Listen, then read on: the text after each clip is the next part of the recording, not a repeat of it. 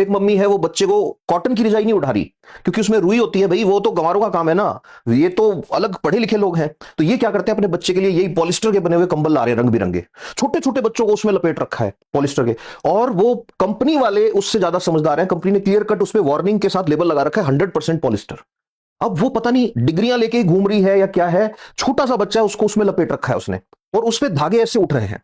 अब कंपेयर करो सिचुएशन कि आप रात को कॉटन की रजाई लेके सो रहे हो, या आप वो खेस बोलते हैं जिसको कॉटन से बनता है वो ले रहे हो, या ऊंट की ऊन से या भेड़ की ऊन से बना हुआ कंबल लेके सो रहे हो सकता है वो कूल नहीं लगे, हो सकता है चुभ रहा हो सकता है रजाई आपको देखने में सुंदर नहीं लगे।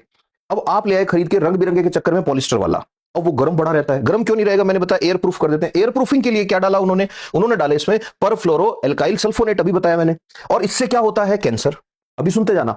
इसके अलावा जब बन रहा था तो क्या डाला, एंटीमनी डाला। शुरू में पॉलिस्टर जब बनाया था तो ये थोड़ी पता था कि इसके कंबल बना लेंगे लोग, और कूल दिखने के चक्कर में छोटे छोटे बच्चों को वो कंबल उठा रखे हैं।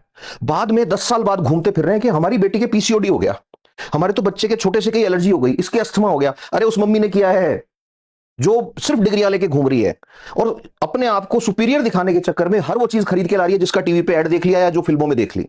एक बार एजुकेशन, उनकी क्वालिफिकेशन तो देखो जिनसे इंस्पायर हो रहे हो। अब हो क्या रहा है, वो जब बच्चा ओढ़ रहा है उसको, तो पॉलिस्टर के माइक्रोफाइबर्स उसके नाक से और उसके मुंह से अंदर जा रहे हैं। छोटा बच्चा है तो वो पक्का कपड़े को चबाएगा भी। अब दोनों कंडीशन को कंपेयर करो, कॉटन वाली रजाई के फाइबर अंदर गए, कॉटन गया अंदर। कॉटन डाइजेस्ट नहीं होगा बट वो सेलुलोज में ब्रेक डाउन होगा, और सेलुलोज को पचाने के लिए हमारे पास डाइजेस्टिव सिस्टम में पावर नहीं है, बट उसको डिग्रेड कर देते हैं हमारा मैक्रोफाज सिस्टम, हमारे एंजाइम्स उसको डिग्रेड कर देते हैं, म्यूकस के साथ बाहर आ जाता है। आपको पता है एंटीमनी कैंसर कॉज करता है। अब मैं ये नहीं कह रहा एंटीमनी होगा, छोड़ो, आपके वाला कंबल तो दुनिया का बेस्ट कंबल है, आपका पॉलिस्टर धरती का नंबर 1 पॉलिस्टर है, उसमें एंटीमनी भी नहीं है, उसमें पीएफएस भी नहीं है। बट वो बॉडी में जब जाएगा, सांस के साथ जब उसके फाइबर जाएंगे, मुंह के साथ उसके फाइबर जाएंगे, these chemicals are known as forever chemicals. इनका ना डाइजेशन होगा, ना इनको डिग्रेड करेगा, ना मैक्रोफाज जो है वो इनको कुछ कर सकता है। अब इन्फ्लामेशन हो सकता है, सेल डैमेज हो सकता है, इम्यून सिस्टम जो है उसको ट्रिगर कर सकती है ये चीज। अब सोचो, आप नजर डालो चारों तरफ। अवेयरनेस की बात मैं क्यों करता हूं, ये अपने आप को अवेयर समझने वाले लोग जो हैं, इन्होंने, ये खुद ग्रेजुएट होंगे, पोस्ट ग्रेजुएट होंगे, डॉक्टरेट होंगे, और इन्होंने अपने गाइड बना रखे हैं उन लोगों को जिनकी 10th भी नहीं हुई कभी ढंग से। क्यों, टीवी पे ऐड आया हम वही लेके आएंगे क्योंकि हम कूल हैं। रजाइयां जो है वो तो अच्छी नहीं लगती ना, कौन रुई भरवाए कौन ये करे।